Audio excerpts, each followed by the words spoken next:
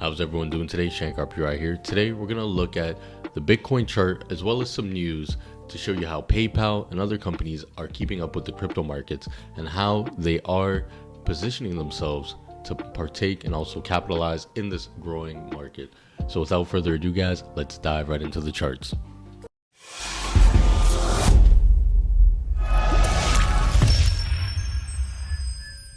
All right, guys, so we're going to start off looking at the charts. We're going to look at right now, this is kind of our model here. So where are we right now? Here, still smart money accumulation. Not much has changed. We are underneath this resistance. But what I want to look at today, guys, is the hash ribbons. So the hash ribbons is a great indicator to use when you should buy or sell cryptocurrency, especially Bitcoin. So normally, whenever the hash ribbon flashes, that's normally a good time to buy Bitcoin. So if we actually look at this chart here, this is from 2019. Let me see if I can. Let's actually look here on the Bitcoin chart, BLX, and I'll pull up the hash ribbons here.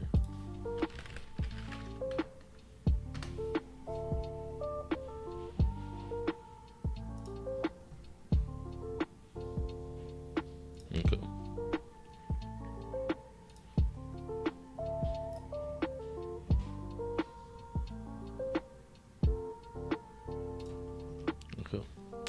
So anytime that the hash ribbon flashes, so we'll look here, it is a time to buy Bitcoin. So the hash ribbon flashed here. It was an opportune time to buy Bitcoin in 2021. Hash ribbon flashed here during the COVID crash. The hash ribbon flashed here. It flashed over here. Flashed here in 2019 at the bottom. And it also was flashing in 2023 at the bottom when we got to 16K. So normally when the hash ribbon is flashing, it indicates that miners aren't making money on their mining at the moment. So this for us is an indication that, okay, it is a better time to buy Bitcoin and cryptocurrencies. So let's look at the BLX and kind of get a larger picture here of the hash ribbon flashing. So anytime we see this capitulation area, so it says capitulation, buy. So right now we're in capitulation. So this is an opportunity to actually buy. So we start off down here.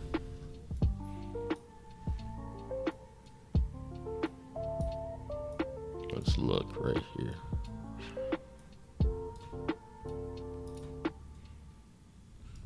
Okay, so capitulation right here.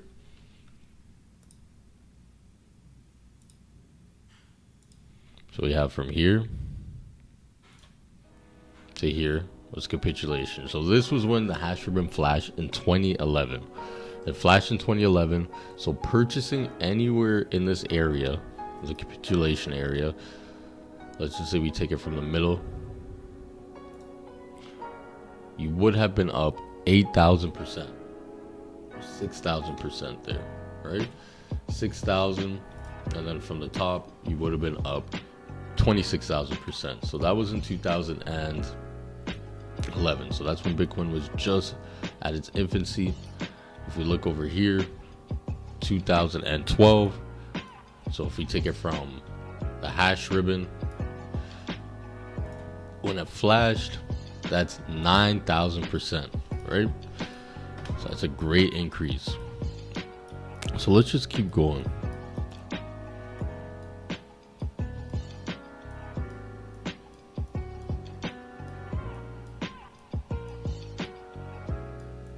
I'm looking for bigger capitulation areas. So we have a bigger capitulation area here.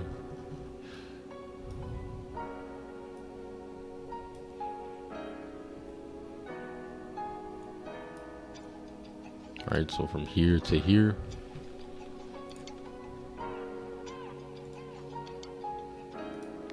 So if we take it, so this is in 2016. So if you bought during when the hash ribbon was flashing, that would have been a 28x just on Bitcoin, right?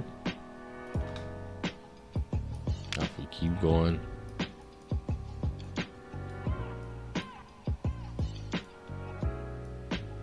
and then this was in 2018 when the hash ribbon flashed.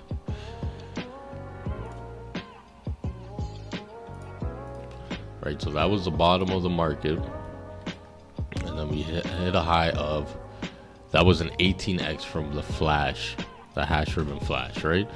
And then we also had one, we had a couple more. So you can see we had one here during COVID, so that was the bottom during COVID. We also had one right here,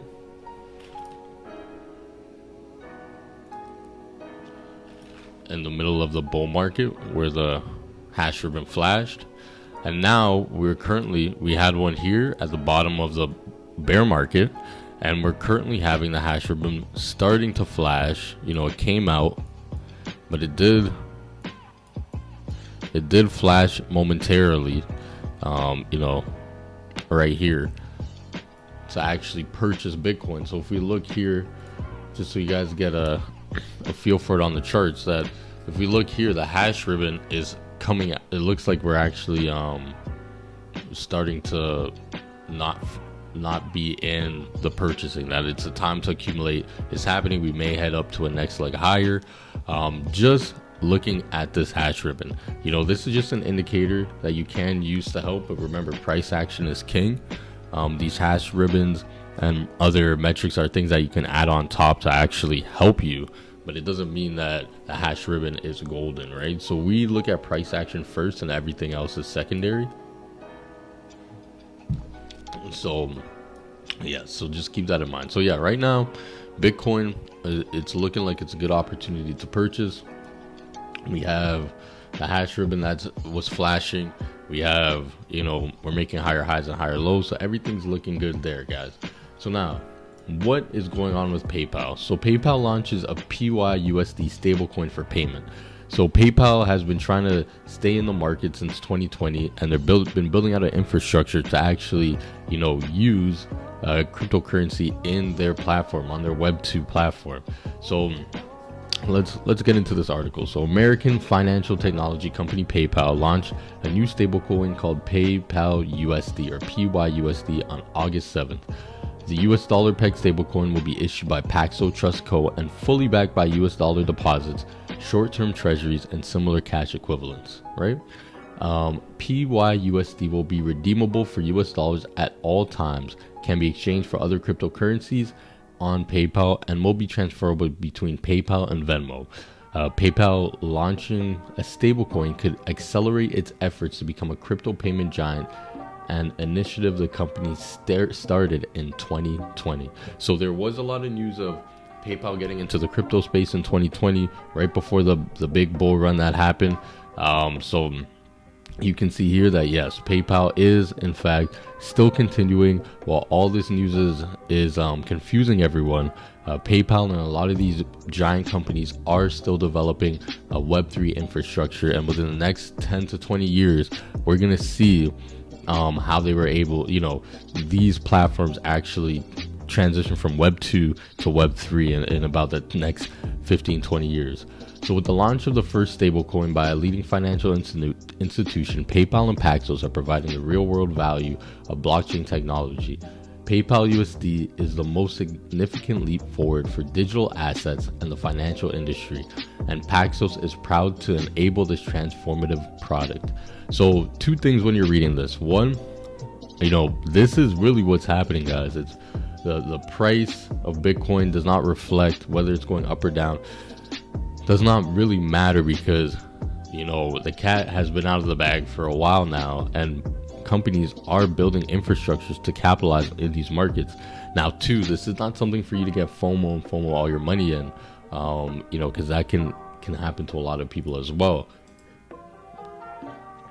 But it is a sign that, okay guys, smart money's accumulating. They're indicating to each other, hey, we're getting back into the market. We are getting right back into the market. No need to worry. We have, We have, capital that's allocated. We have our infrastructure that's being built. So don't be fooled, guys. Yes, the recession technically has been called off, but like we've been covering here on this chart with the S&P 500, recession has been over. A recession is self-made when you're over leveraging, right? So unfortunately, for someone, they may be experiencing the next 4 to 8 years in a financial ruin because of all the over leveraging they did in the last 2.5 years. So they're going to be in a recession for a while. But as we look at the charts, as we look at what's going on, the news that's being printed, the recession, it's technically over if you have cash on hand, right? If you don't have cash on hand, just if you're not in a bunch of debt, you'll do okay. You'll do okay. So right now the S&P 500, guys, we're at 4507, and like I said, we weren't looking for any purchases. Well, actually, what we said last time on the YouTube was that we're getting a push down from here, which we did receive. We're getting a push down. We've created some weakness in the price action. We've created some weakness in the price action right here. So we have right here and here, we've created a lower low. We made lower highs, and let's see how the price action plays out for the rest of the day. But we are getting rejected, so I would be anticipating us to at least see what happens when the price gets down to here. Is definitely a possibility, right? Definitely a possibility. We have a lot of support in this area, so let's see how the price fluctuates right here, right? We are in an uptrend, so I would not be surprised for us to head down and then head further up, right? So we don't predict the market. We're just looking at the price. We see the weakness right now in the short term. So we see the weakness in price right now in the short term. So even the 30-minute, we could have a bearish engulfing on this 30-minute. We close in a minute, but in the overall trend, we're in a nice solid uptrend, guys. Honestly, the S&P 500 is looking good. It's looking good, Now, what we want to pay attention to is we are getting closer to, and even if we let's do some fib work here. If we go on the 4 hour, let's see what our Fibonacci's are saying.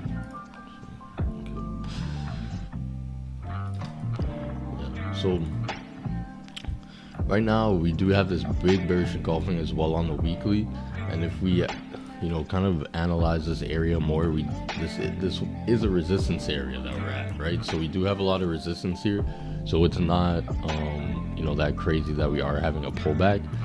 So we can expect pullbacks into this area, or if we have a steeper pullback, if we do have a steeper pullback, we could be looking for, a pullback all the way back down to here, right? Which would be perfectly fine, perfectly normal, and what we want to really be paying attention to is what happens when the price gets up here, because price discovery, I'm telling you guys, we're going to have a crazy run with Bitcoin, with altcoins, with pretty much everything, man. So keep that in mind as you guys are investing. Look at the TLT. And again, guys, TLT is just shooting down. People are going risk on at the moment. Individuals are going risk on right now. Okay. Here we go, guys. It took a little while. So we have the put to call ratio here, lined up against Bitcoin. So we've looked at this briefly before. And so normally when we have the put to call ratio trending down, you know, yeah, so this is for equities and indices. So normally when it's trending down, and like I was saying in videos last year, is that whenever the put to call ratio was trending down, Bitcoin normally starts rallying, right? So we had it over here. We had it over here when the put to call ratio, it hit this resistance.